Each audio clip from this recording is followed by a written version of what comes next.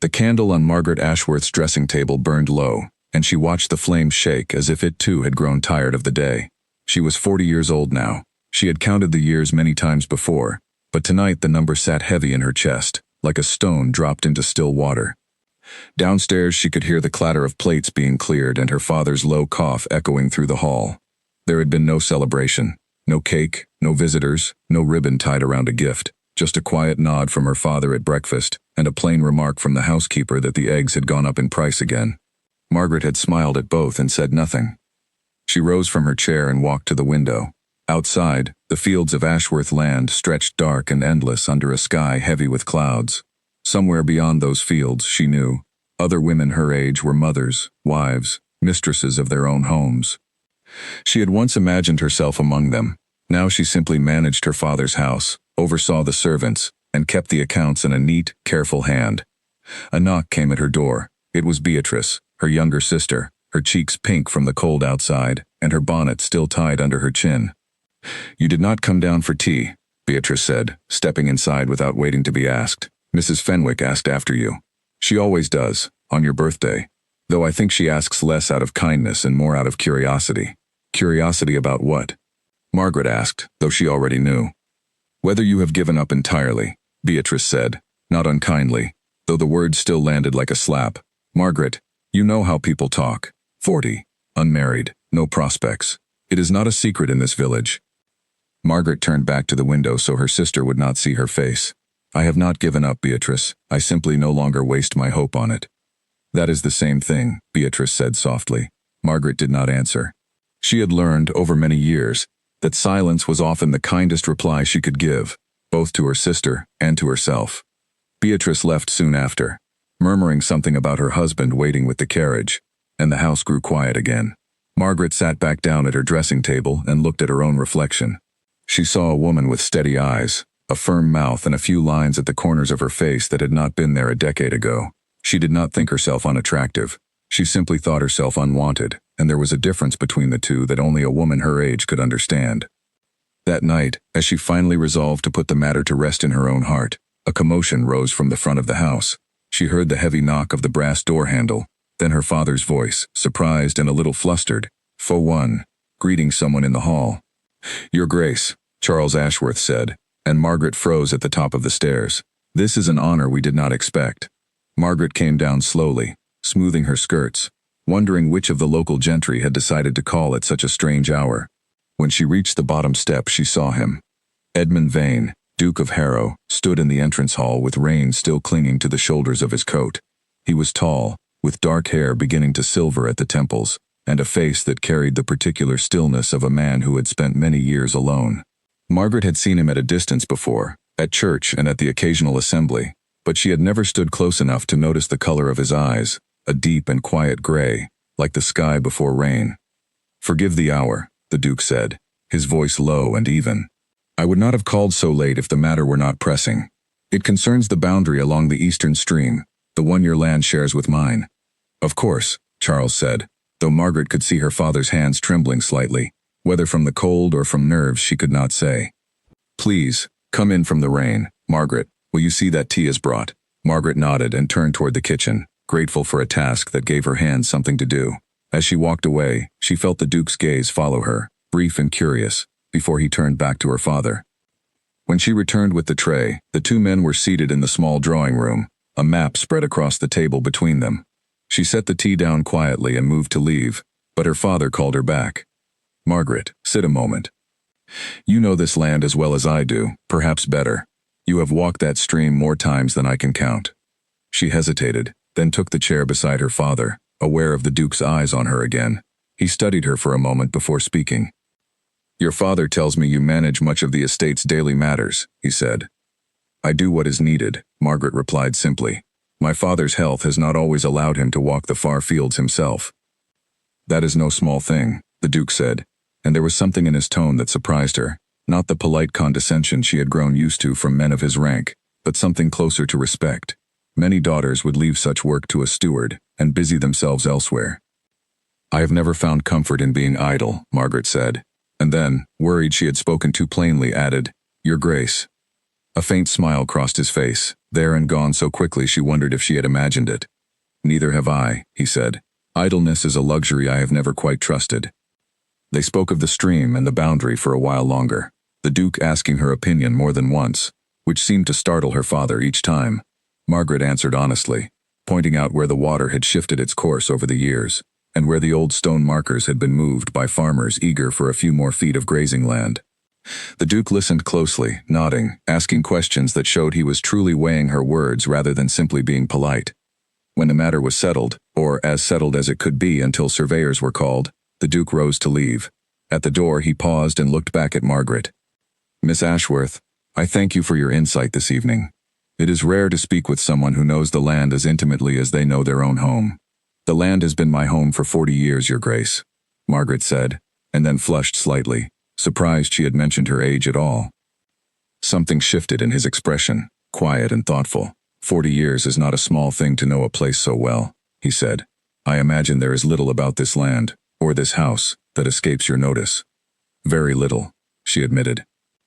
He inclined his head, bid her father good night, and stepped out into the rain. Margaret stood at the window and watched his carriage disappear down the drive, the lanterns swinging with the motion of the wheels until they vanished into the dark. "Well," Charles said behind her, folding the map carefully, "that is not a visit I expected on your birthday." "It was only about the stream, Father," Margaret said, though her heart was beating faster than she cared to admit.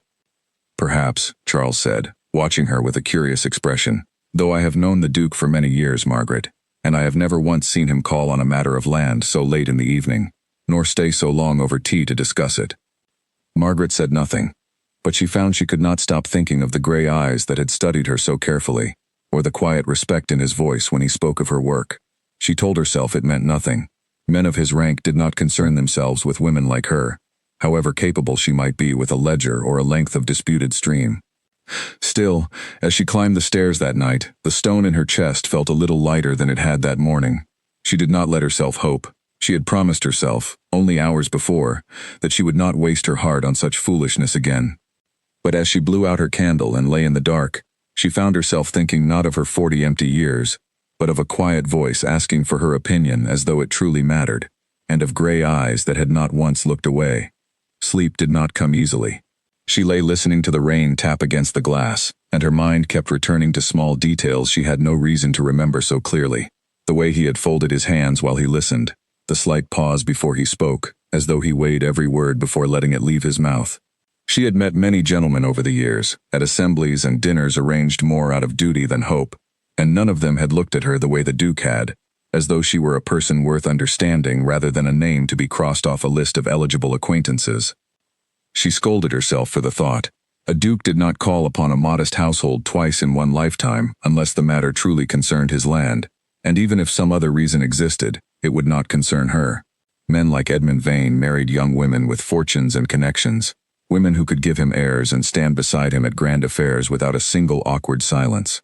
Margaret Ashworth, 40 years old and unmarried, with a modest dowry and a father whose health grew weaker each winter, was not the sort of woman such men noticed twice.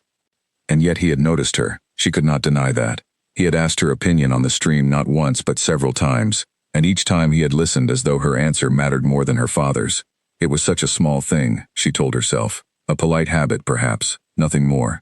Still, it had been a long time since anyone had listened to her in that way, and she found she could not simply set the memory aside. In the morning she woke to find her father already at the breakfast table, the map from the night before spread out again beside his plate. He glanced up when she entered, his eyes bright with an energy she had not seen in him for some time. "I could not stop thinking about it," he admitted, tapping the map with one finger. "The Duke means to have the boundary properly surveyed. He said as much before he left, though I confess I was too occupied with other thoughts to mention it to you last night." "What other thoughts, Father?" Margaret asked, though she suspected she already knew. Charles set down his fork and studied her for a long moment. "I have known Edmund Vane since before his marriage, Margaret. I attended his wedding, and I attended his wife's funeral some years after. In all that time, I have never seen him linger over tea in a house not his own, nor ask so many questions of a woman he had only just met." Margaret felt her cheeks warm, and busied herself with pouring her tea. "He asked about the land, Father, nothing more."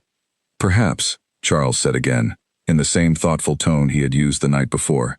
though I have lived long enough to recognize when a man's interest reaches beyond a stream and a few stone markers." Margaret said nothing to that, unwilling to give voice to the small, foolish hope that had begun to stir in her chest, despite every promise she had made to herself. She finished her tea in silence, then rose to see to the day's tasks, the ledgers and the linens and the letters that always waited for her attention. It was easier, she found, to lose herself in work than to sit with thoughts she was not yet ready to examine. Yet even as she moved through the familiar rhythms of her day, checking the accounts, speaking with the housekeeper about the week's provisions, walking out to inspect the kitchen garden before the frost came, she found her thoughts drifting again and again to the previous evening, to the sound of his voice, to the stillness in his manner that seemed to hide something deeper, something he did not often show to strangers. By the time evening came again, and the candles were lit against the growing dark, Margaret told herself firmly that she would think of it no more. Whatever had passed between them, whatever strange warmth had crept into her chest during that quiet hour over tea, it would not come again. Dukes did not return twice for a matter so small as a boundary dispute. She was 40 years old, and she had long ago learned not to build her happiness on the foundations of a single evening. Still, as she sat by her window that night, watching the dark road that led toward the Harrow estate, some small and stubborn part of her could not help but wonder if she might be wrong. The surveyor arrived within the week, a thin, careful man named Mr. Foley who spent 2 days walking the stream with his instruments and his notebook, muttering to himself about old stone markers and shifting water. Margaret watched from the kitchen window as he worked, and more than once she saw a rider on the far ridge, still and watchful, who she was certain was the Duke himself, though he never came close enough for her to be sure. On the third day, he did come close. He rode up the drive alone, without a servant or a carriage, and dismounted at the front steps just as Margaret was crossing the yard with a basket of eggs from the henhouse. She stopped, startled, and felt heat rush to her face at being caught in such a plain, unremarkable task. "Miss Ashworth," he said, and there was something almost like relief in his voice, as though he had hoped to find her rather than her father. "I did not mean to surprise you." "You have not, Your Grace," she said, shifting the basket to steady it. "Though I confess I did not expect you to call again so soon." "The surveyor's report is nearly finished," he said. "I thought your father would wish to hear it directly, rather than through a letter that might sit unread on his desk for a week." It was a reasonable excuse, and Margaret told herself firmly that it was the only reason for his visit. She led him inside, sent word for her father, and busied herself arranging for tea, though her hands were not quite steady as she did so. Charles received the Duke warmly, and the two men spoke for some time about the survey, about the old markers that had been moved, about a fair and sensible division of the disputed land that satisfied them both. Margaret sat nearby, half listening, half watching the Duke's face as he spoke. She noticed how differently he seemed here, in the modest drawing room of Ashworth House, than she imagined he must seem in the grand halls of his own estate. Here, he did not carry the stiffness she had always associated with men of his rank. He spoke plainly, listened closely, and once even laughed, a low, surprised sound, when Charles made a dry remark about surveyors and their endless love of stakes and string. When the business was concluded, the Duke did not rise to leave as quickly as Margaret expected. Instead, he lingered, asking Charles about the history of the estate, about how long the Ashworth family had held the land, about the old orchard that Margaret could see through the window, its branches bare and waiting for spring. "My daughter planted half of those trees herself," Charles said proudly, "though I confess I could not tell you which half." "The eastern half," Margaret said quietly. "The apples mostly. Beatrice preferred the flowers nearer the house." "You have a gift for growing things then," the Duke said, turning to look at her directly. "I have a gift for patience, Your Grace," Margaret said. "Growing things simply requires a great deal of it." He studied her for a moment, something thoughtful in his gray eyes. "Patience is rarer than people believe," he said.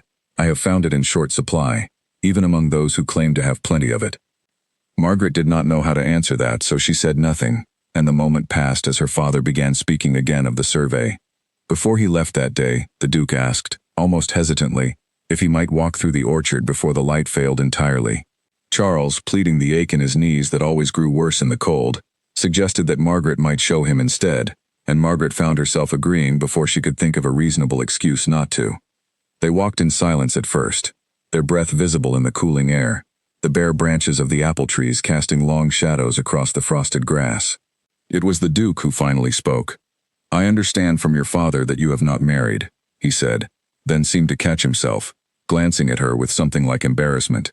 "Forgive me. That was not my place to raise. It is no secret, Your Grace, Margaret said, keeping her eyes on the path ahead. Half the village has remarked on it at one time or another. I have grown accustomed to the subject. I did not mean to cause you discomfort, he said.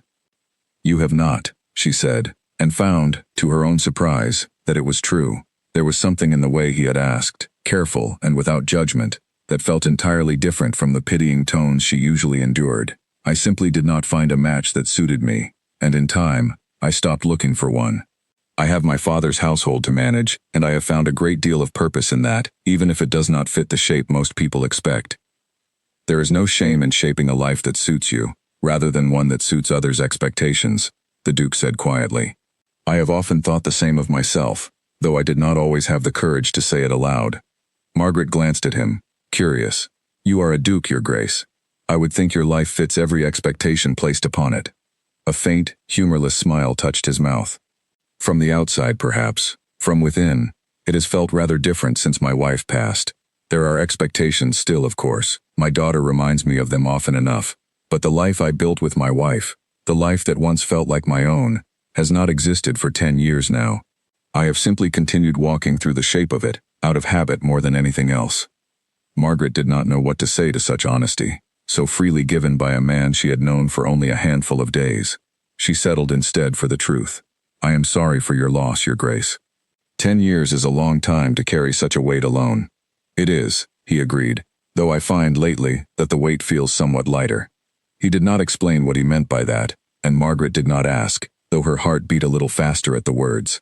They finished their walk through the orchard as the light faded fully. Speaking of smaller things, the coming winter, the state of the roads, the modest concerns of daily life that felt, in his company, far less modest than they usually did. As he prepared to leave, mounting his horse in the last gray light of evening, he paused and looked down at her. Thank you for the walk, Miss Ashworth. I have not spoken so freely with anyone in a very long time. Nor I, Your Grace, Margaret admitted. He rode away, and Margaret stood in the yard long after he had disappeared from view, her arms wrapped around herself against the cold, though it was not entirely the weather that had left her breathless. That night, as she readied herself for bed, a knock came at her door. It was Beatrice again, though this time her expression was not teasing but sharp with curiosity. The whole village is speaking of it, Beatrice said without preamble, settling herself uninvited on the edge of Margaret's bed. The Duke of Harrow, calling on Ashworth House 3 times in a week. Margaret, what is happening? Nothing is happening, Margaret said, though she could not quite meet her sister's eyes. It is a matter of the boundary line, nothing more. A boundary line does not require walks through orchards at dusk, Beatrice said, raising an eyebrow. Mrs. Fenwick's boy saw the 2 of you from the lane. He could not stop talking of it at supper. Margaret felt a flush of embarrassment, though beneath it ran a small, unfamiliar thread of pleasure at the thought that anyone had noticed her at all, let alone in the company of a duke. It was an innocent walk, Beatrice. Nothing more should be made of it. Beatrice studied her for a long moment, her earlier teasing giving way to something gentler. Margaret, I have watched you set aside every hope you ever had, for father, for this house, for a life that never once considered your own happiness. If some small hope has found you now, I would not wish you to turn it away out of fear. Margaret said nothing, but she thought of gray eyes in the fading light, and of a voice that had spoken to her not as a duty or an obligation, but as though her thoughts, her patience, her 40 quiet years, mattered a great deal indeed. Word of the Duke's visits reached Harrow Hall as well, though not through gentle village gossip. Louisa Vane, the Duke's only daughter, heard of it from her own maid, who had heard it from a girl in the village market, and she did not receive the news with any pleasure at all. 3 visits, father, Louisa said that same evening, finding her father in his study, a glass of brandy untouched at his elbow as he stared into the fire, for a boundary dispute that any steward could have settled with a single letter. The matter required care, Edmund said, though he did not turn from the fire. The Ashworth land has been disputed before. I would not have it become a lasting quarrel between our families. Is that truly all it is? Louisa asked, crossing her arms. Father, I do not say this to wound you, but people are speaking. A duke, calling 3 times upon an unmarried woman of no particular fortune. It reflects upon our family name, whatever your intentions may be. Edmund finally turned to look at his daughter, and something in his expression, tired and unexpectedly open, made Louisa pause. I have spent 10 years living carefully, Louisa. Guarding this family's name, guarding your mother's memory. guarding my own heart so closely that I nearly forgot it still beat at all. I do not know what these visits mean yet, not fully, but I will not apologize for a single conversation that has made me feel, for the first time in a very long while, that I am something more than a title and a set of duties. Louisa said nothing more that night, though the worry did not leave her eyes, and long after her father had retired, she remained by the fire, thinking of her mother, and of the strange, unwelcome fear that someone else might now take her place in her father's heart.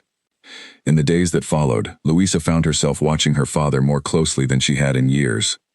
She noticed the way he lingered over his correspondence, setting aside letters from his steward to read again, as though searching for some detail he had missed. She noticed, too, that he had begun riding out in the mornings, alone, along the eastern boundary of the estate, the very stretch of land that bordered Ashworth House. When she asked him where he had ridden, he gave vague answers about inspecting the fences, though the fences, as far as Louisa knew, had needed no attention in years. She did not wish to be unkind to her father. She loved him, and she remembered well enough the long, gray months after her mother's death, when he had barely spoken at meals and had spent whole evenings alone in his study with the door closed. She had prayed, in those days, that he might someday find some measure of peace again, but peace, she told herself, was not the same as attachment to a woman so far beneath their station, however capable or well-spoken she might be. Louisa had heard enough from the servants to know that Margaret Ashworth was no great beauty of the season, no young heiress with connections to strengthen the family's position. She was simply a countrywoman of 40 years, unmarried, with little to offer beyond her own quiet competence. And yet, Louisa could not deny that her father seemed different since the visits began. There was a lightness in his step that had not been there in a decade, a warmth in his voice when he spoke, even of ordinary things, that made the household staff exchange quiet, hopeful glances behind his back. Louisa noticed this too, and it troubled her more than his sadness ever had. For sadness she understood. This new, uncertain hope frightened her in ways she could not fully explain, even to herself. She resolved, quietly, to learn more of Margaret Ashworth before she allowed her worry to harden into anything sharper.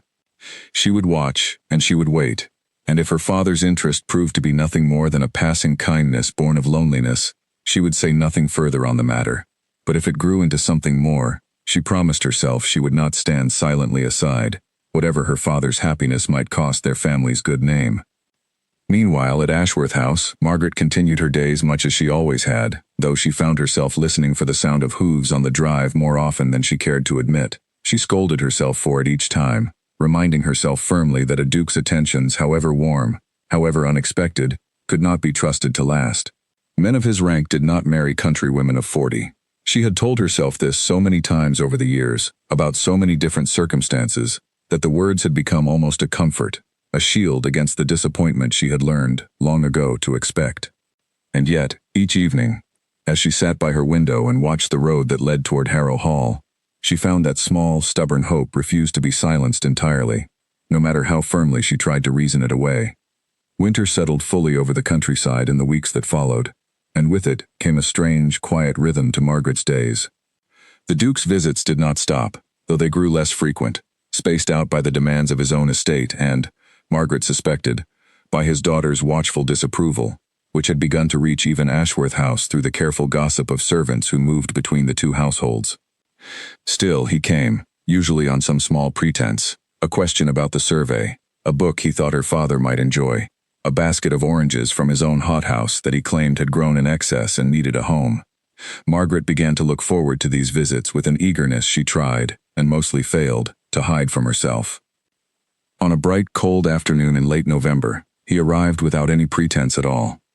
"I have no business today," he admitted, standing in the doorway with his hat in his hands, looking almost sheepish, an expression Margaret had not thought a duke capable of wearing. "I simply wish to see you." Margaret's heart gave a small, startled leap at the plain honesty of the words. "Then you are welcome all the same, your grace," she said, and led him into the drawing room, where her father was napping by the fire, a book fallen open on his chest. "Let him rest," the Duke said quietly. "Perhaps you would walk with me instead. The day is fine, for November." They walked out past the orchard, along the frozen edge of the stream that had first brought him to her door, the water moving slow and dark beneath a thin skin of ice. For a while they spoke of nothing in particular, the price of coal, the state of the roads, small comforts against the cold. But as they walked further, the conversation turned, as it seemed to always turn between them, toward something deeper. My wife loved this time of year, the Duke said suddenly, watching the water rather than Margaret. She said the cold made everything honest, no pretense of warmth where there was none, no false comfort. I did not understand what she meant until after she was gone. What did she mean, do you think? Margaret asked gently. I believe she meant that grief, like winter, cannot be avoided by pretending it is not there, he said. For a long time after she died, I tried to pretend. I kept the house exactly as she had left it. I continued the same routines. I told myself that if I simply carried on, the ache would eventually fade into something manageable. It did not work. The ache remained, no matter how carefully I avoided looking at it directly. Margaret listened, moved by the quiet grief still evident in his voice after all these years. And now, she asked, has it faded? He turned to look at her then, and something in his gray eyes held a warmth she had not seen from him before, open and unguarded in a way that made her breath catch. Now, I find myself looking forward to things again, he said, to conversations, to company that does not feel like an obligation. I had nearly forgotten what that felt like, until recently. Margaret did not need to ask what or who had reminded him. The silence between them held the answer, warm and fragile, and neither of them seemed willing to break it by naming it aloud. I have spent 20 years caring for others, Margaret said finally, choosing her words carefully. My mother, before she passed. My father, since his health began to fail. I stopped, long ago, imagining a life shaped around my own wants rather than my duties. It felt safer that way, less disappointing. And now? The Duke echoed her own question back to her, his voice soft. Margaret considered the question honestly, surprising herself with how easily the truth came. Now, I find I have begun to imagine things again, despite myself. Foolish things, perhaps. I would not call them foolish, he said. I have begun to imagine things too, Margaret. It was the first time he had used her given name, and the sound of it in his voice sent a warmth through her chest that had nothing to do with the winter sun overhead. She did not correct him. She found instead that she rather liked the sound of it. They walked in comfortable silence for a while longer, before turning back toward the house, and as they approached the front steps, the Duke paused, turning to face her fully. Margaret, he said again, testing the name once more. I do not know what these visits mean to you. I do not wish to presume, nor to cause you any discomfort by speaking too plainly, but I find that my thoughts return to you far more often than propriety would strictly allow, and I find that I do not much wish to stop them. Margaret's heart pounded so loudly she was certain he must hear it. Your Grace, she began, uncertain how to answer such honesty with anything less than honesty of her own. I have spent so many years telling myself not to hope for such things, that I hardly know how to answer you now. Then do not answer yet, he said gently. There is no need to hurry toward anything. I have learned, this past decade, that some things are worth taking slowly, worth building with care rather than haste. I only wished you to know my heart, whatever you choose to do with the knowledge. Margaret nodded, unable to trust her voice fully, and he took her hand briefly, pressing it once, before releasing it and stepping back toward his waiting horse. She watched him ride away, her hand still warm from his touch, and stood in the cold for a long while after he had gone, turning his words over and over in her mind. That evening, as she sat with her father over a quiet supper, Charles studied her with the same knowing look he had worn since the Duke's first visit weeks before. You are smiling, Margaret, he observed. I do not believe I have seen you smile so freely in a very long time. Am I? Margaret touched her own cheek, as though she might feel the shape of it there. I had not noticed, father. Charles set down his fork, and regarded her with unusual seriousness. I will not pretend I do not see what is happening between you and the Duke. I am an old man, but I am not blind. I only wish to know, before I say anything further, whether it is a happiness you welcome, or one that troubles you. Margaret considered the question honestly. I welcome it, she admitted quietly, though I am frightened by it too. I have built my life around expecting little, father. It is difficult to unlearn that habit, even for something as fine as this. Then unlearn it slowly, if you must, Charles said gently. But do not turn away from it entirely out of fear. I have watched you give yourself to this house, to me, to duties that asked much and gave little in return. For 20 years. If some happiness has finally found you, I would not have you refuse it merely because it arrived later than you once hoped. Margaret reached across the table and took her father's hand, grateful beyond words for his understanding, though she said nothing more on the subject that evening, unwilling yet to speak too confidently of a future that still felt fragile and uncertain. Unbeknownst to either of them, their quiet exchange had a witness. Louisa Vane, having called at Ashworth House on the pretense of returning a book her father had left behind during an earlier visit, had arrived just as the Duke was departing, and had seen, from a distance along the drive, the manner in which he took Margaret's hand before riding away.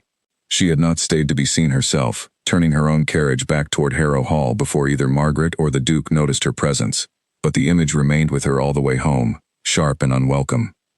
That night, Louisa found her father in his study once more, the same fire burning low, the same untouched glass of brandy at his elbow, though this time his expression, when he looked up at her entrance, held none of the tired resignation she had grown used to seeing over the past decade. He looked, instead, almost peaceful. "You went to Ashworth House today," Louisa said, not quite a question.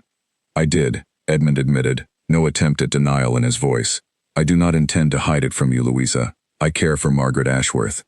I have not felt this way about anyone since your mother, and I will not pretend otherwise simply to spare your worry." Louisa sat down slowly across from him, her earlier anger giving way, despite herself, to something more uncertain. "Father, I do not doubt your feelings.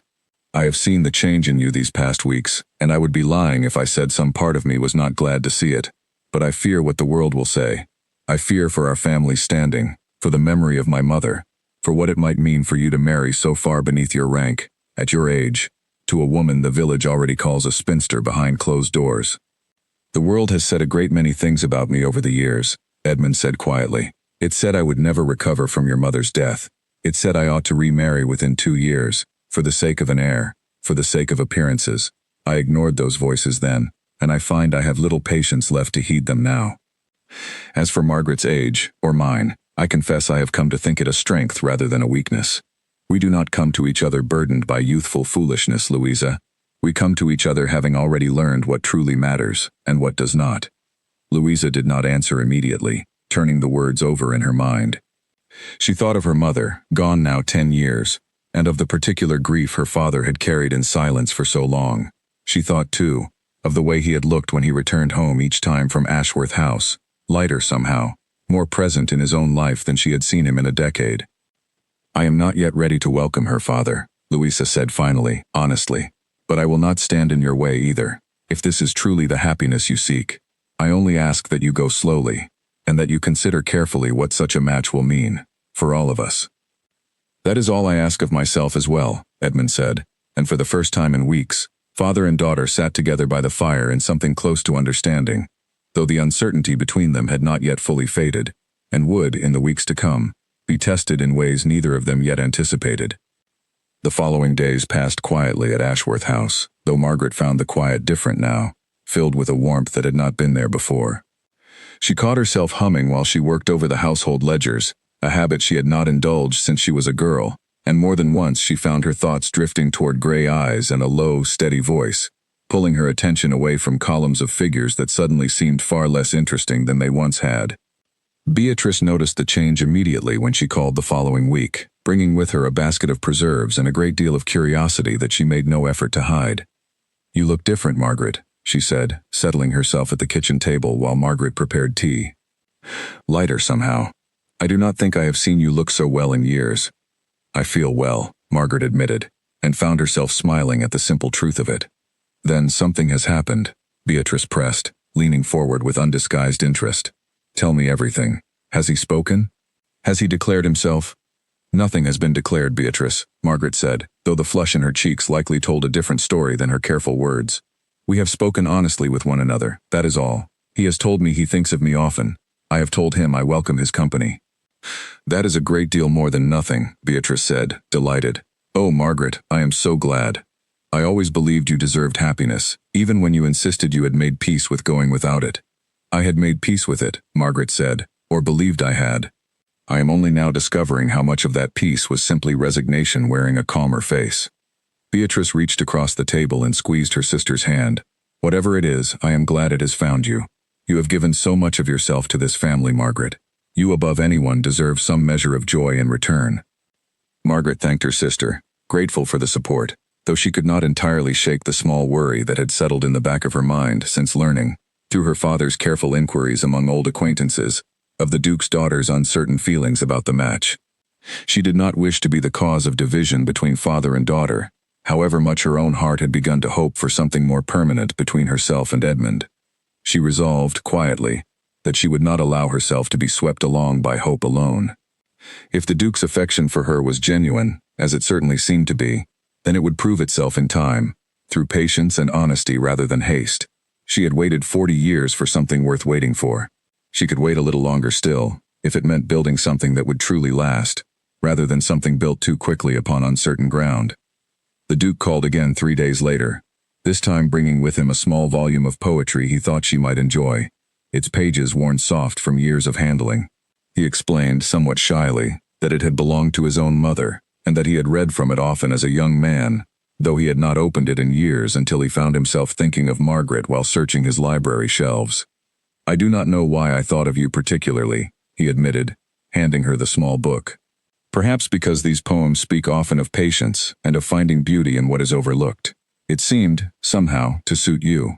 Margaret accepted the gift with genuine pleasure, turning the worn pages carefully. "I shall treasure it," she said honestly. "Thank you, Edmund." It was the first time she had used his given name in turn, and she saw the effect it had on him immediately, a warmth spreading across his usually composed features that made her heart swell with a tenderness she had not expected to feel again at her age. They sat together for a long while that afternoon, reading passages aloud to one another, laughing softly over verses that struck them as overly dramatic, growing quiet over others that seemed to speak directly to the particular ache and hope they both carried. By the time he left that evening, Margaret felt more certain than she had allowed herself to feel in weeks, that whatever was growing between them was neither fleeting nor foolish, but something real, built slowly and carefully from honest conversation and shared understanding, the kind of foundation, she thought, that might truly last a lifetime, however unconventional its beginning had been. Louisa Vane had not intended to speak so sharply to her father, but the words had built inside her for weeks, and on a cold morning in early December, they finally spilled free. "You cannot be serious about this, father," she said, finding him in the stable yard, checking over a horse's shoe with a groom before his usual morning ride toward Ashworth Land.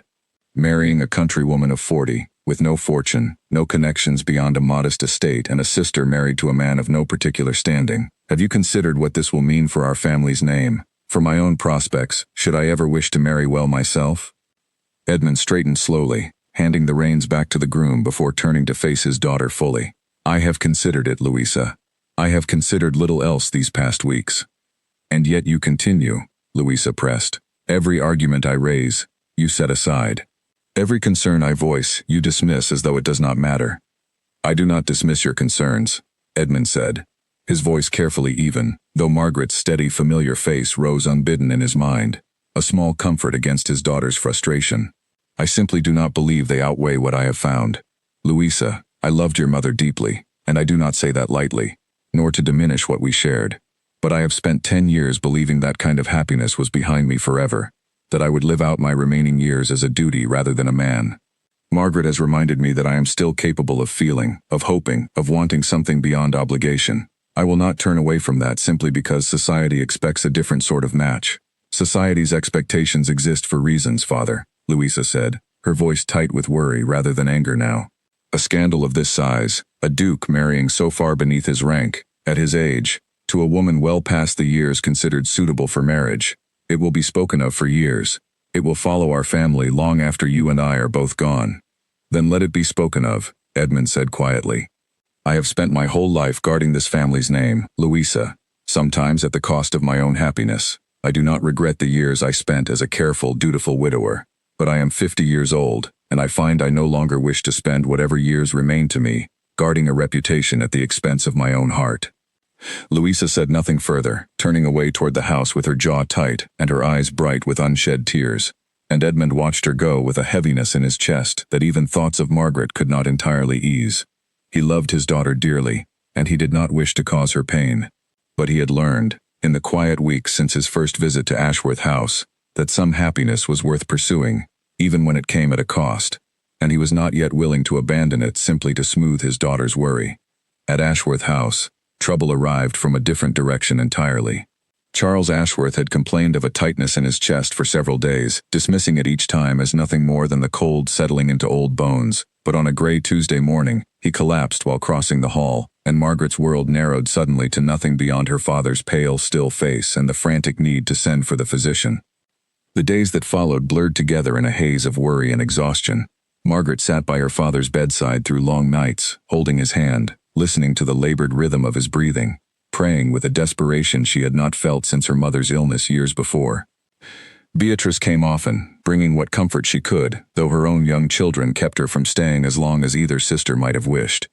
Word of Charles's collapse reached Harrow Hall within a day, carried by a servant sent from the village on an errand for the household. Edmund did not hesitate. He arrived at Ashworth House that same evening, and though Margaret, exhausted and frightened, had little strength left for conversation, she found his presence a quiet comfort she had not expected to need so badly. "You need not have come," she said softly, meeting him in the hall outside her father's room, her eyes red from days of worry and too little sleep.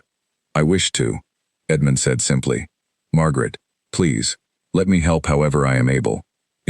I have sent for a physician I trust from London, a man who has treated conditions of the heart with great skill. He will arrive within 2 days." Margaret's eyes filled with tears at the kindness of it, unexpected and given so freely. "Thank you," she managed, her voice breaking slightly. "I do not know how I would manage this alone." "You are not alone," Edmund said, and the quiet certainty in his voice steadied her more than she could have explained. Over the following days, Edmund proved true to his word.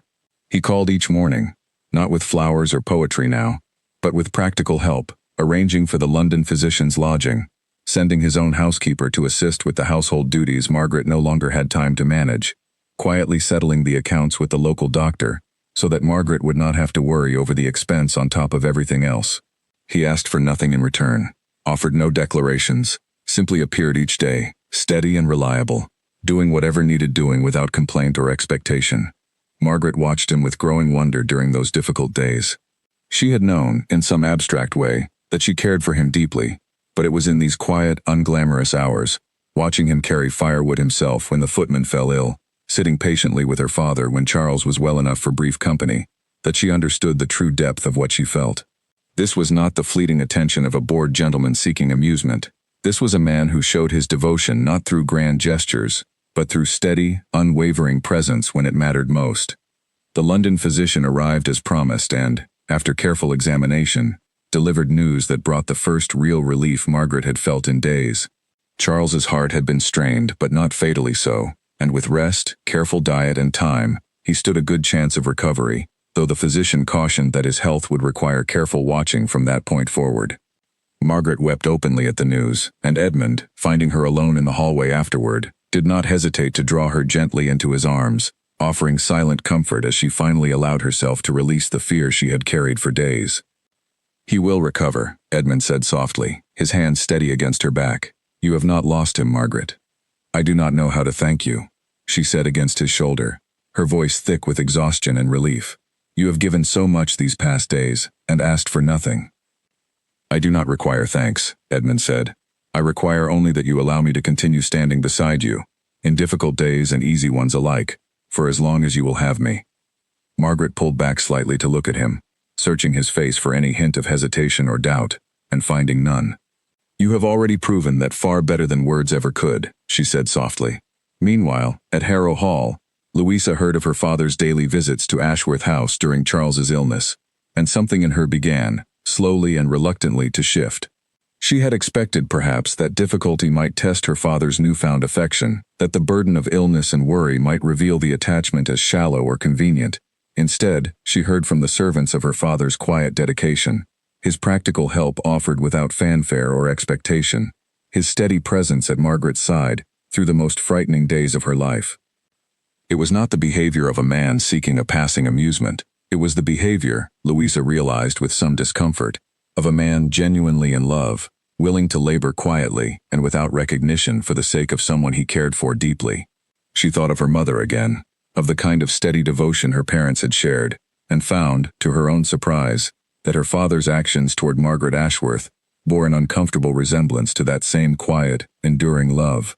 She did not yet know what to do with this realization, nor was she ready to fully set aside her worries about rank and reputation. But something had shifted nonetheless, a small crack in the wall of her resistance, and though she said nothing to her father of the change, she found herself, for the first time, wondering if perhaps she had been wrong to fight so hard against a happiness that seemed upon closer examination entirely genuine. As the days passed and Charles's condition slowly improved, a quiet routine settled over Ashworth House. Edmund continued to call each afternoon, though his visits grew gentler now, less urgent than during the frightening early days of the illness.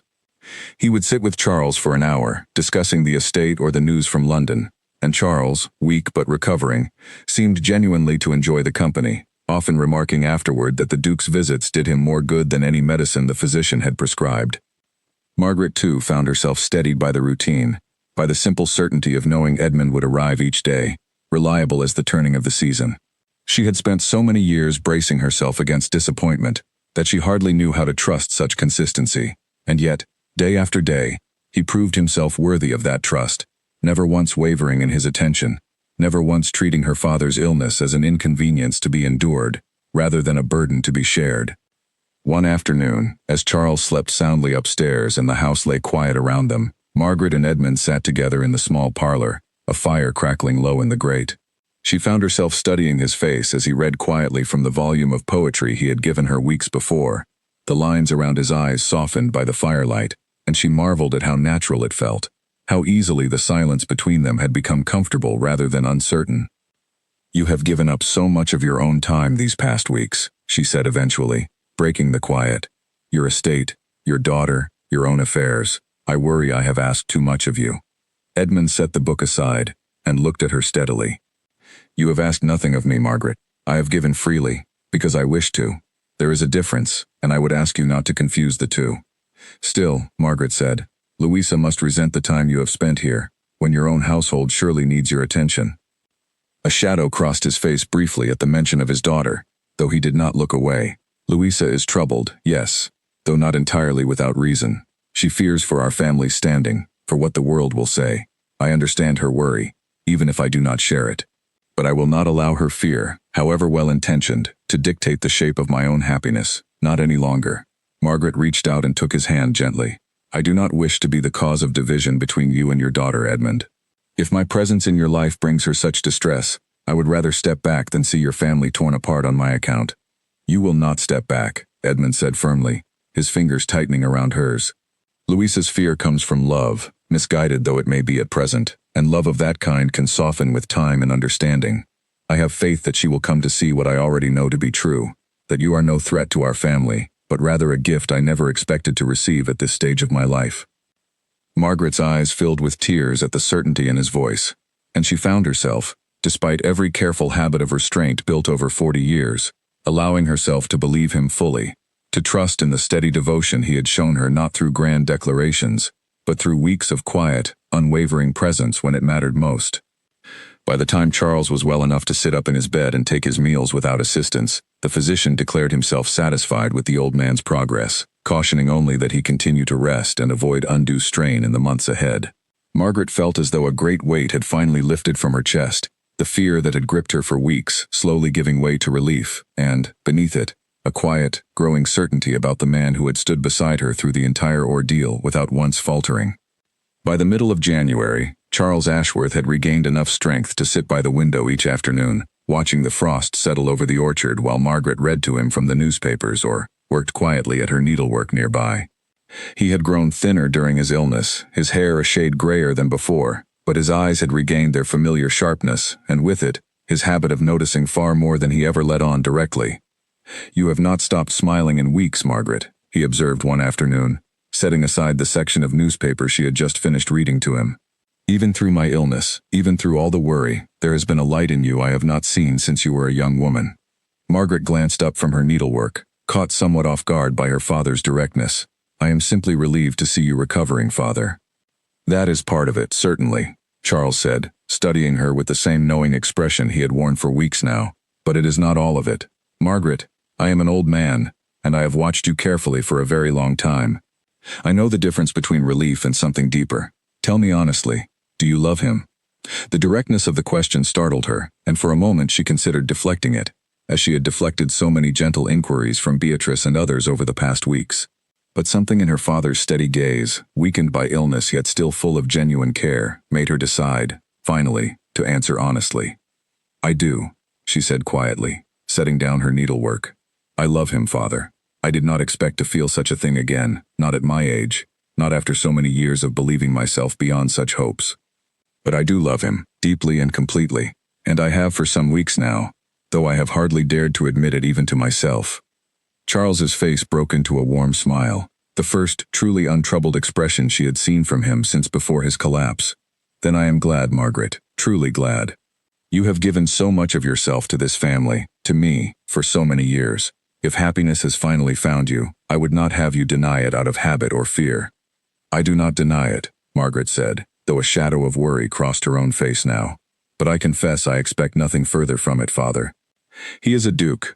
I am a countrywoman of 40, with a modest dowry and no great beauty to recommend me. Whatever affection exists between us, I do not allow myself to imagine it extending toward marriage. I have learned, over many years, not to build my hopes upon foundations that may not hold." "And yet," Charles said gently, "he has called upon this house nearly every day for the past 2 months, through illness and through health, asking nothing in return beyond your company and your trust. That is not the behavior of a man seeking a passing amusement, Margaret. That is the behavior of a man who has already decided what he wants, and is simply waiting for the right moment to declare it properly." Margaret said nothing to that, though her heart beat faster at the possibility her father raised, a possibility she had forbidden herself from fully considering for fear of the disappointment that might follow. That very evening, as if summoned by the conversation itself, Edmund arrived at Ashworth House earlier than usual, dressed with a formality Margaret had not seen from him during his previous, more casual visits. He wore a dark coat, carefully pressed, and carried himself with a seriousness that made Margaret's stomach tighten with a nervous anticipation she could not quite name. "Your Grace," Margaret said, greeting him at the door herself, having sent the housekeeper off on an errand upon hearing the carriage approach. "You look very formal this evening. Is something the matter?" "Nothing is the matter," Edmund said, though his own nervousness was evident in the careful way he held himself. "I wonder, Margaret, if I might speak with your father alone this evening. There is a matter I wish to discuss with him directly."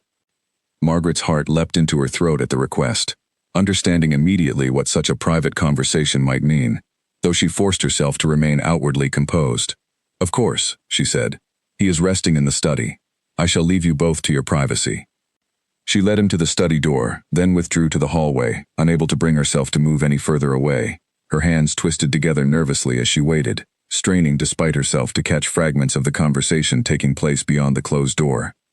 Inside the study, Edmund seated himself across from Charles, who watched the Duke with an expression of careful, hopeful attention, having clearly anticipated the nature of this visit even before it began. "Mr. Ashworth," Edmund began, his voice steady despite the evident nervousness beneath it, "I have come this evening to speak with you directly, as is proper, about a matter I have considered very carefully these past months. I wish to ask for your daughter's hand in marriage." Charles did not answer immediately, studying the Duke's face with the same careful scrutiny he had applied to every visit these past months. "You understand, Your Grace, that Margaret has spent 40 years believing herself unlikely ever to marry. She has built a life around that expectation, difficult though it has sometimes been for her to accept. I understand that fully," Edmund said, "and I do not seek to erase those years, nor to pretend they did not shape her into the woman she has become. I seek, rather, to offer her a future that honors the strength and patience those years have given her, rather than one that ignores or diminishes them." "You are a duke," Charles said, though not unkindly, simply stating the plain truth of their circumstances. "Margaret has no great fortune to bring to such a match, no connections beyond this modest estate.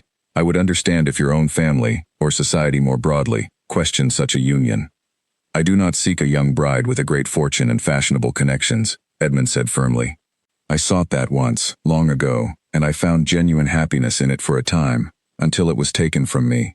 I do not seek to replace what I lost. I seek, instead, a woman of substance and quiet strength, someone who has faced hardship with grace rather than bitterness, someone whose company brings me a peace I had not thought myself capable of feeling again.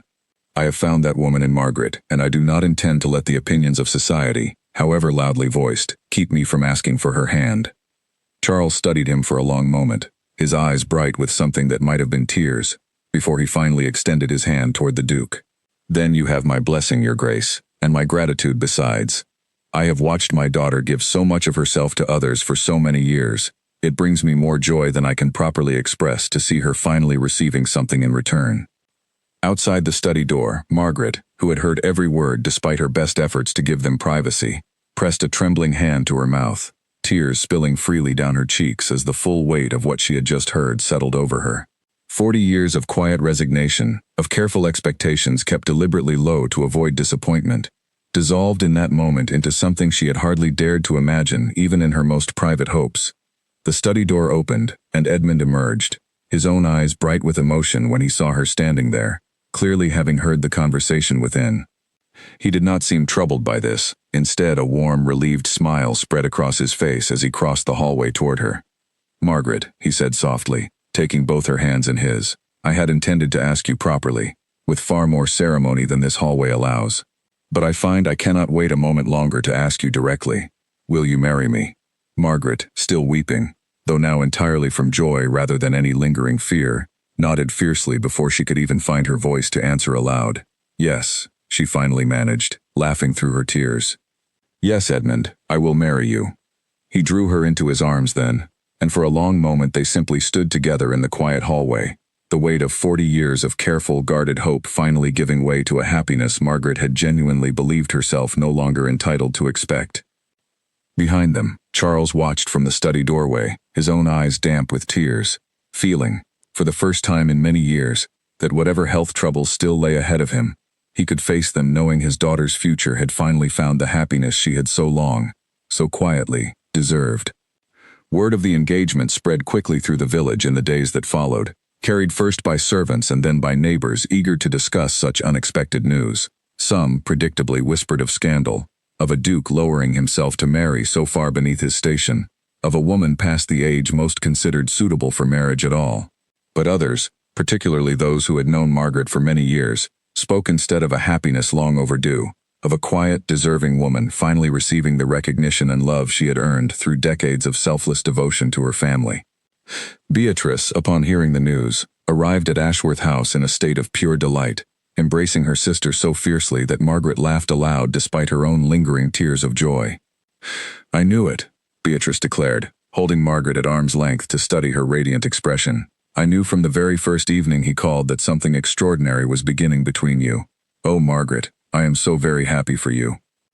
Margaret, surrounded by the warmth of her family's joy, allowed herself finally, fully, to believe in the future stretching out before her, a future she had convinced herself for so many years she would never possess, now arriving not despite her 40 years, but somehow, remarkably, because of everything those years had taught her about patience, about strength, and about the quiet, enduring value of a life well and carefully lived. Not everyone received the news with such unreserved delight, however. At Harrow Hall, Louisa learned of the engagement not from her father directly, but from a letter he sent ahead of his return that evening, explaining gently but firmly what had transpired at Ashworth House. She read the letter twice through, her hands trembling slightly, old fears rising again despite the quiet shift in her feelings over the preceding weeks. When her father returned home that night, she was waiting for him in the entrance hall, her expression unreadable in the dim candlelight. "You have asked her, then," Louisa said, before he had even removed his coat. "It is decided." "It is decided," Edmund confirmed, watching his daughter's face carefully for any sign of the anger he had half expected. "Louisa, I know this is not the match you would have chosen for me. I know you still carry concerns about what the world will say, but I hope, in time, you will come to see Margaret as I have come to see her, not as a threat to our family's name, but as someone who will bring genuine warmth and steadiness to our household." Louisa was quiet for a long moment, studying her father's face, searching for the same tired resignation she had grown accustomed to seeing there for the past decade. She did not find it. Instead, she saw only a quiet, unguarded happiness that she had nearly forgotten her father was capable of showing. "I watched you these past weeks, Father," Louisa said finally, her voice softer than it had been in any of their previous conversations on the subject.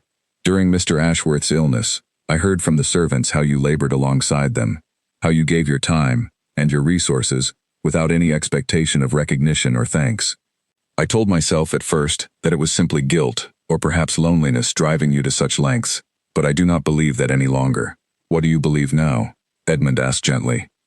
"I believe you love her," Louisa said, And though her voice still carried traces of uncertainty, it no longer carried the sharp edge of resistance it once had. Truly love her. In the way you loved my mother. I do not know if I can fully welcome this change yet, Father. It still frightens me, in ways I cannot entirely explain. But I no longer wish to stand against your happiness, not when I can see so clearly how genuine it is. Edmund crossed the hall and drew his daughter into a careful embrace, relief and gratitude washing over him at her words. Thank you, Louisa. That means more to me than I can properly express. I do not ask you to love Margaret immediately, nor to forget your own reservations entirely. I only ask that you allow yourself the chance to know her, as I have come to know her, before you judge the match too harshly. I will try, Louisa said quietly, and though the words carried none of the enthusiasm Beatrice had shown at Ashworth House, they carried something equally valuable, an honest willingness to set aside old fears in favor of a chance at understanding. In the weeks that followed the engagement, preparations began quietly for the wedding, planned for early spring, once the roads had cleared and the worst of winter's chill had passed.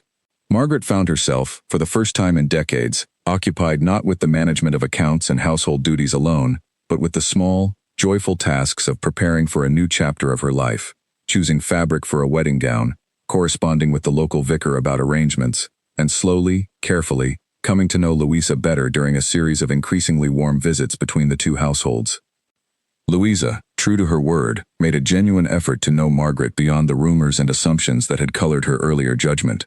She found, much to her own surprise, that she rather liked the woman her father had chosen, admiring Margaret's quiet wit, her genuine warmth, and the evident depth of her devotion to Edmund, a devotion that showed itself not through grand declarations, but through the same quiet, steady care she had shown her own father throughout his long illness.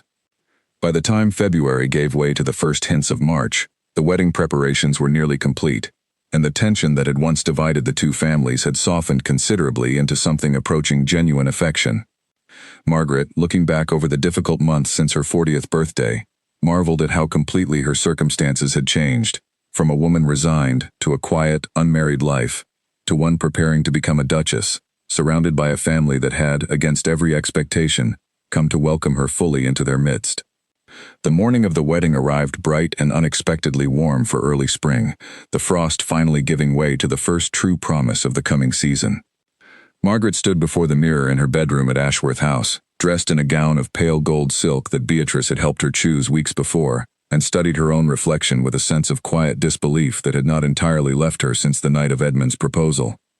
"You look beautiful, Margaret," Beatrice said, fastening the last of the small pearl buttons at the back of the gown, her own eyes bright with tears she made no effort to hide. "I do not think I have ever seen you look so happy." "I do not think I have ever felt so happy," Margaret admitted, turning to embrace her sister carefully, mindful of the careful arrangement of her gown. "I still find myself waiting to wake and discover this has all been some pleasant dream." "It is no dream," Beatrice said firmly, wiping at her eyes. "You have earned this happiness, Margaret, every quiet, patient year of it. Today, the whole village will finally see what I have always known, that you deserved far more than the life you had resigned yourself to." Downstairs, Charles waited in his best coat, standing straighter than he had in months, his health much improved since his illness the previous winter. He watched his daughter descend the staircase with tears openly falling down his weathered face, unashamed of the emotion after so many years of quiet worry over her future. "Your mother would be so proud of you today," he said softly, taking her hand as she reached the bottom step. "As am I, more than words could ever properly express."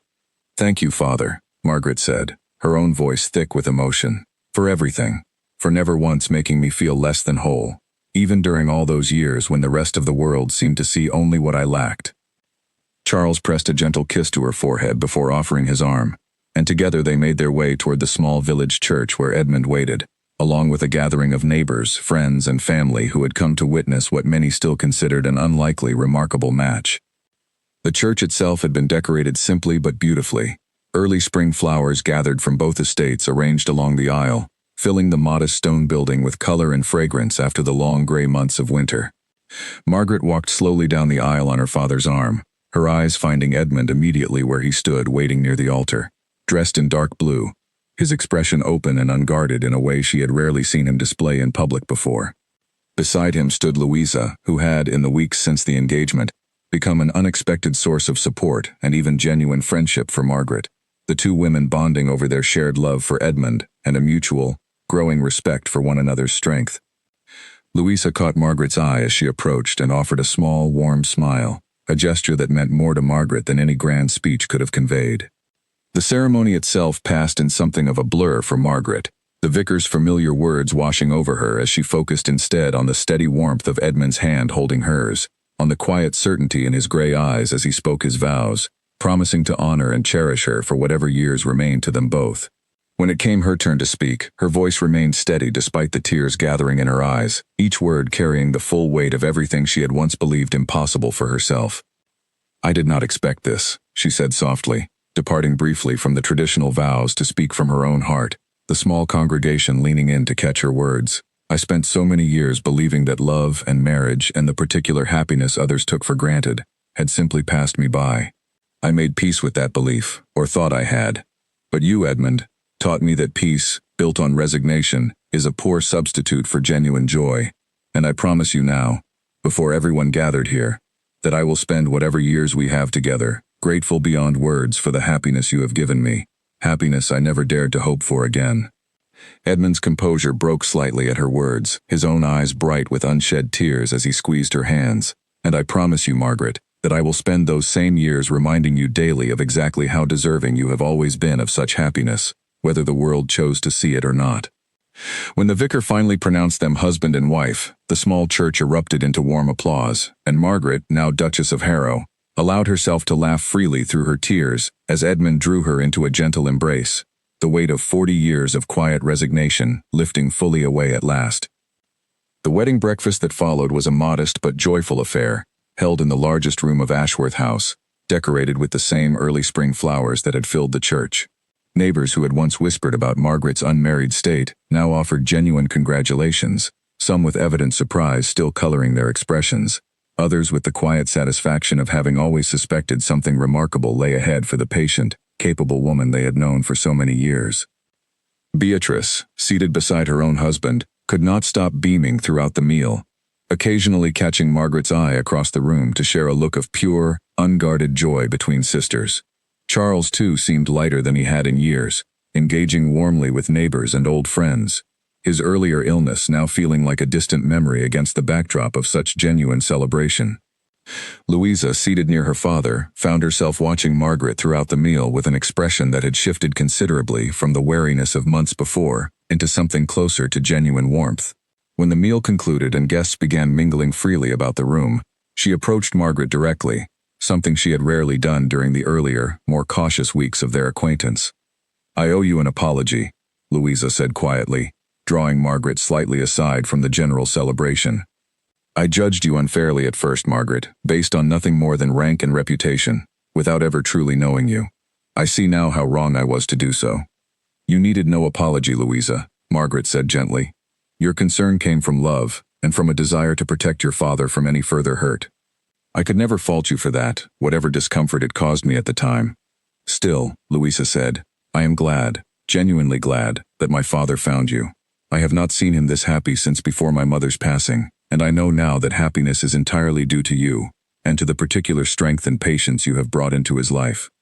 Margaret embraced her new stepdaughter warmly, grateful for the genuine reconciliation between them, a bond that would only deepen in the years that followed as the two women grew into a friendship neither had expected at the beginning of Margaret's unlikely courtship. As the celebration continued into the afternoon, Edmund found a quiet moment to draw Margaret aside, leading her out into the garden where the earliest spring blossoms had begun to open along the old stone walls. They stood together in comfortable silence for a while, watching the celebration continue through the windows of the house behind them.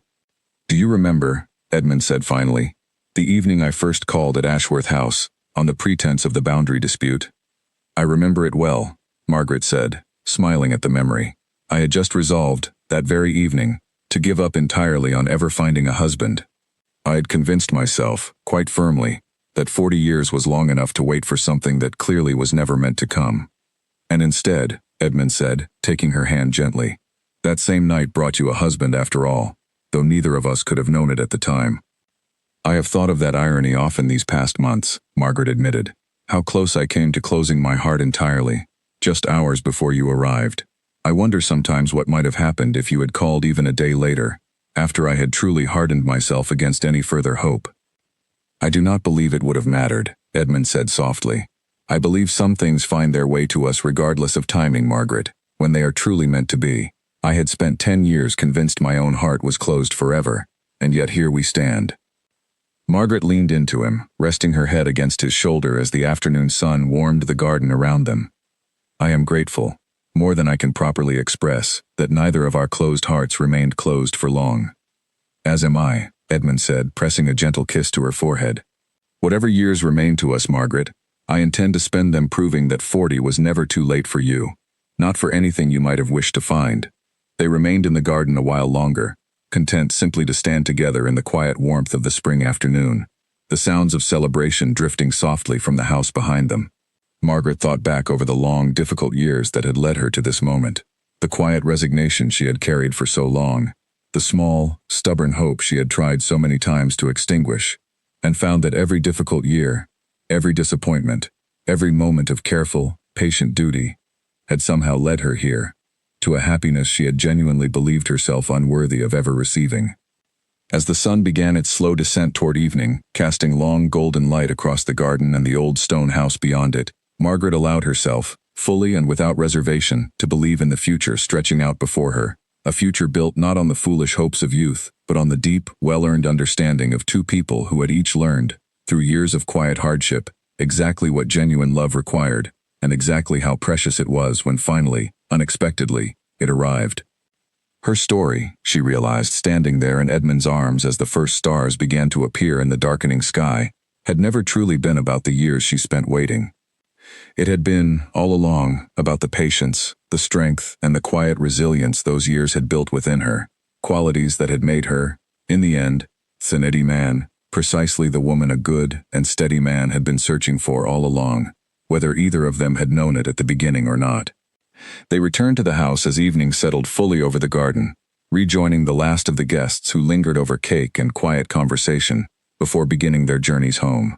Charles, seated comfortably near the fire despite the mild spring weather, caught Margaret's eye as she entered and beckoned her over with a warm, tired smile. I have watched this house for many years, Margaret, he said, taking her hand as she settled beside him. I have watched you manage it with more care and skill than I ever showed it myself, and I have watched you sacrifice your own wishes time and again for the sake of duty. I confess I worried, more than once, that such sacrifice would leave you nothing for yourself in the end. It very nearly did, Margaret admitted honestly. I had made my peace with that outcome, Father, or believed I had. And yet here you are, Charles said, gesturing around the warmly lit room, at the guests still lingering in quiet celebration, at Edmund speaking with Beatrice's husband near the window. I could not have imagined a finer end to your story, nor a finer beginning to whatever comes next. Margaret pressed a gentle kiss to her father's weathered cheek, grateful beyond words for his steady presence throughout every difficult year that had led to this moment.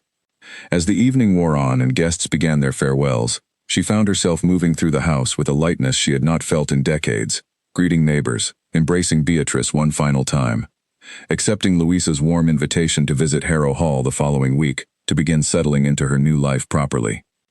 By the time the last guests departed and the house grew quiet once more, Margaret stood at the window of her old bedroom, looking out over the orchard she had tended for so many years, the same view she had studied on the night of her 40th birthday, when she had resolved so firmly to abandon all hope of marriage. She thought of that night now with a strange, tender fondness, remembering the particular ache of loneliness she had carried, the quiet resignation that had felt, at the time, like the only sensible response to 40 years of disappointment.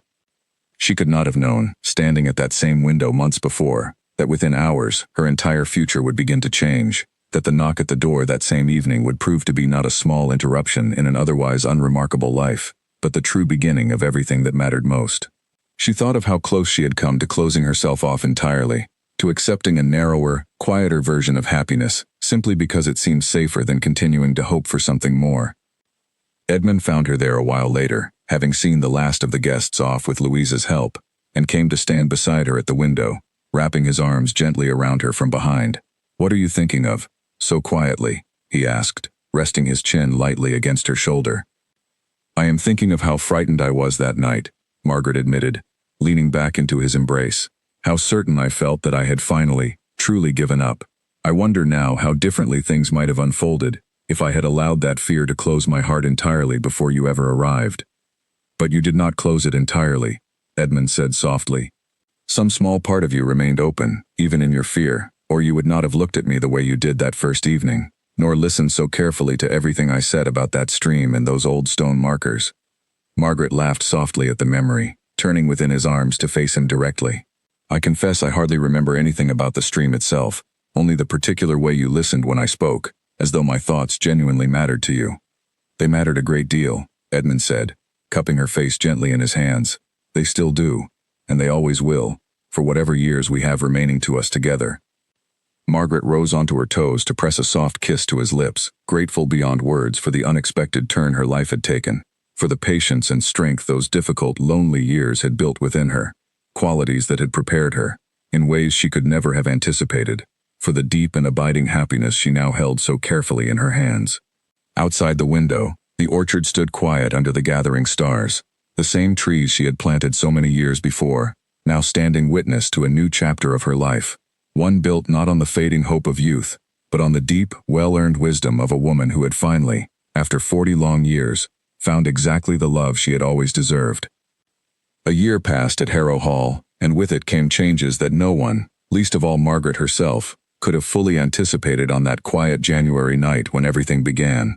She had settled into her new life as Duchess of Harrow, with the same careful, steady grace she had once brought to managing her father's modest household, though the responsibilities here were considerably grander: tenant matters, household accounts spanning far more than a single orchard, and the particular demands of a social position she had never expected to hold. She found, much to her own surprise, that she adapted to the role with relative ease. The years of quiet competence she had built at Ashworth House proved themselves valuable assets in her new position, and the household staff at Harrow Hall, who might once have questioned the sudden arrival of an older, unfamiliar mistress, quickly came to respect her fair, thoughtful management of their affairs. Louisa, too, had grown considerably closer to Margaret over the intervening year, the wariness of their earlier acquaintance transforming gradually into a genuine friendship that surprised them both.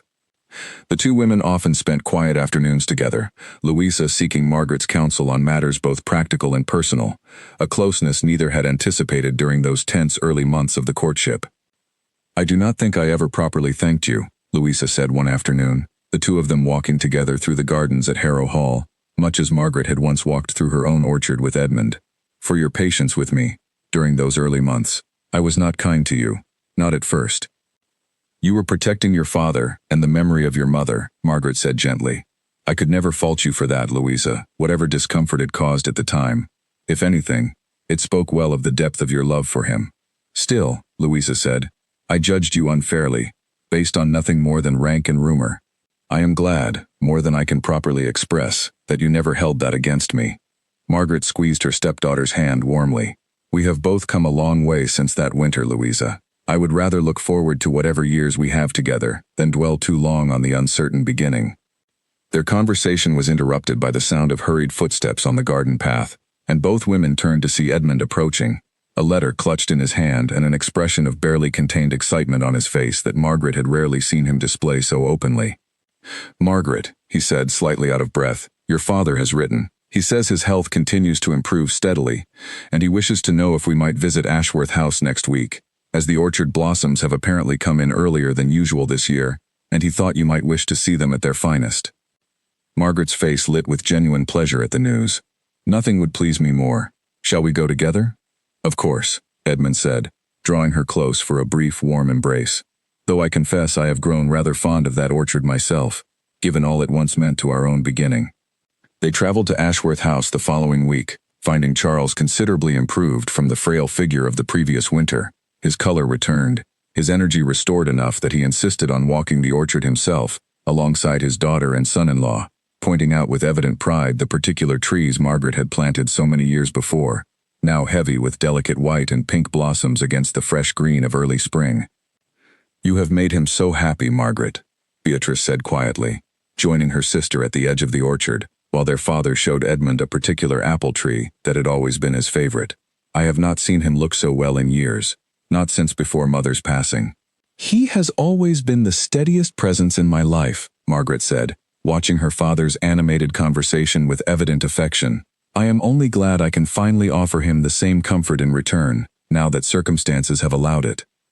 The visit passed pleasantly, filled with quiet conversation and the particular comfort of familiar surroundings now viewed through the lens of a happiness Margaret had once believed entirely beyond her reach.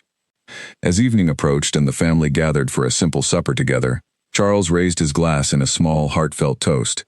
"To second chances," he said, his eyes finding Margaret's across the table, "and to the particular wisdom of never entirely closing one's heart to hope, however many years might pass without reward."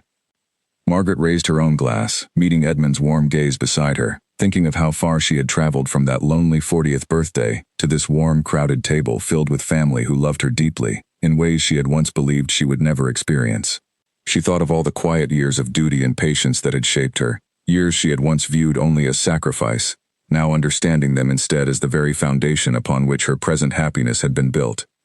Later that evening, as the family settled by the fire for a quiet hour before the journey back to Harrow Hall, Margaret found herself seated beside her father, much as she had been on so many ordinary evenings throughout her life, though everything about their circumstances now felt different, richer, filled with a contentment neither of them had dared to fully imagine during the difficult years before. "Do you remember," Charles said softly, watching Edmund across the room, deep in conversation with Louisa about some matter concerning the estate, "how certain you were, that first night, that nothing would come of his visit? You told me quite firmly it was only a matter of the boundary line." "I remember," Margaret said, smiling at the memory. "I was so determined not to hope for anything more, Father. I had convinced myself that hope itself was a kind of foolishness, at my age after so many years of disappointment." "And yet here you sit," Charles said, gesturing gently toward the warm, crowded room around them, "surrounded by a family that loves you dearly, married to a man who adores you, closer to your stepdaughter than either of you could have imagined possible a year ago. I hope you have learned, Margaret, never again to close your heart so firmly against the possibility of happiness, however unlikely it might seem at any given moment." "I have learned it well," Margaret said, taking her father's hand warmly in her own. "I think perhaps I needed those quiet, difficult years to truly understand and appreciate the happiness that finally arrived. I do not know that I would trade any of it, even the loneliest evenings, if it meant losing the particular strength those years built within me." Charles nodded, understanding fully, and the two of them sat together in comfortable silence for a while longer, watching the warm, easy conversation flowing around them. The particular joy of a family finally settled into genuine harmony after so many uncertain months. As the evening drew to a close and the family began their goodbyes, Margaret found a quiet moment alone with Edmund on the front steps of Ashworth House, the same steps where he had first arrived that rainy evening so many months before, seeking nothing more, or so he had claimed, than a resolution to a boundary dispute. "I have been thinking," Edmund said, wrapping an arm gently around her shoulders as they looked out over the darkening orchard, "of how strange it is that a matter so small as a disputed stream could lead us here, to everything we have built together since." "I have thought the same," Margaret admitted, leaning into his warmth against the cool evening air, "though I have come to believe, Edmund, that it was never truly about the stream at all. Perhaps some part of you already knew that, even that first evening." "Perhaps I did," Edmund said, pressing a soft kiss to the top of her head, "though I did not fully understand it myself until much later, until I found myself inventing excuse after excuse simply to see you again, long after the surveyor had settled the matter of the boundary entirely." Margaret laughed softly at the admission, turning to look up at him with genuine affection. "I am glad, Edmund, more than words could properly express, that you kept inventing those excuses, however transparent they may have been." "As am I," Edmund said, drawing her close. "Whatever years remain to us, Margaret, I intend to spend them grateful every single day that I did not allow fear, or propriety, or the weight of expectation to keep me from pursuing the happiness I found here, in this quiet orchard, with a woman who had very nearly given up on ever finding it herself." They stood together a while longer on those familiar steps, watching the stars emerge fully over the orchard Margaret had tended for so many patient years, and she found herself, at last, entirely at peace with the long, quiet journey that had led her here, understanding now, with full and grateful certainty, that 40 years had never been too late for anything her heart had truly deserved. The carriage ride back to Harrow Hall passed quietly, Margaret resting comfortably against Edmund's shoulder as the darkened countryside rolled past the window, familiar roads now made new by the particular warmth of a heart no longer guarded so carefully against hope. She thought, as she often did during such quiet moments, of the many small decisions that had led her here, The choice to speak honestly during that first walk through the orchard. The choice to trust in Edmund's steady presence during her father's illness. The choice, above all, to allow herself to hope again after so many years of careful resignation. In the months that followed, Margaret settled fully into the rhythms of her new life, discovering that her particular gifts, patience, careful attention, a genuine fondness for the small, overlooked details of daily management, translated easily into the broader responsibilities of overseeing a great household. She took particular pleasure in the gardens at Harrow Hall, which had fallen somewhat neglected during Edmund's long years of quiet grief, and spent many contented hours restoring them to a beauty that reflected her own careful touch. Louisa, watching this transformation with evident admiration, often joined her stepmother in the gardens, the two women working companionably alongside the household gardeners, discussing everything from the proper care of roses to Louisa's own hopes for her future, hopes she found herself sharing more freely with Margaret than she had with almost anyone else, even her own father. "I used to worry," Louisa admitted one afternoon, kneeling beside Margaret in the flower beds, "that loving you would somehow mean loving my mother's memory less. I do not worry over that any longer." "Your mother will always hold her own place in this family, Louisa," Margaret said gently, pausing in her work to look at her stepdaughter directly. "I would never wish to replace her, nor could I, even if I tried. I only hope to add something of my own to this family's story, alongside the love and memory you already carry." "You have added a great deal," Louisa said warmly, and the two women returned to their work in comfortable, companionable silence, the earlier tension between them now entirely resolved into genuine affection. As for Edmund, those who had known him during the long, gray years of his widowhood remarked often on the transformation that had come over him since his marriage to Margaret. He laughed more easily now, engaged more warmly with his tenants and neighbors, and carried himself with a lightness that many had assumed lost forever after his first wife's passing. He credited this change entirely to Margaret, though she, in turn, credited it equally to the particular courage he had shown in pursuing a match so many had questioned, refusing to let rank or reputation or the weight of years stand between himself and genuine happiness. Charles, for his part, lived several more contented years at Ashworth House, his health remaining stable under Margaret's continued care and attention during her frequent visits, and he took great joy in watching his daughter's happiness flourish, often remarking to Beatrice that he could ask for nothing more from his remaining years than the simple pleasure of seeing Margaret so thoroughly, deservedly loved. And Margaret herself, looking back in later years upon that lonely 40th birthday, upon the quiet resignation she had carried for so long, upon the unexpected knock at the door that had changed everything, understood at last the full truth of what her long years of patience had taught her. Happiness, she came to believe, was rarely a matter of timing alone, but rather a matter of remaining open, however difficult it might prove, to the possibility of hope even when every reasonable expectation suggested otherwise. She had spent 40 years believing herself overlooked, unwanted, destined for a quiet life shaped entirely by duty rather than desire. She had been wrong. Wonderfully and completely wrong, and she spent every remaining year of her life deeply, quietly grateful for the particular grace that had proven her so.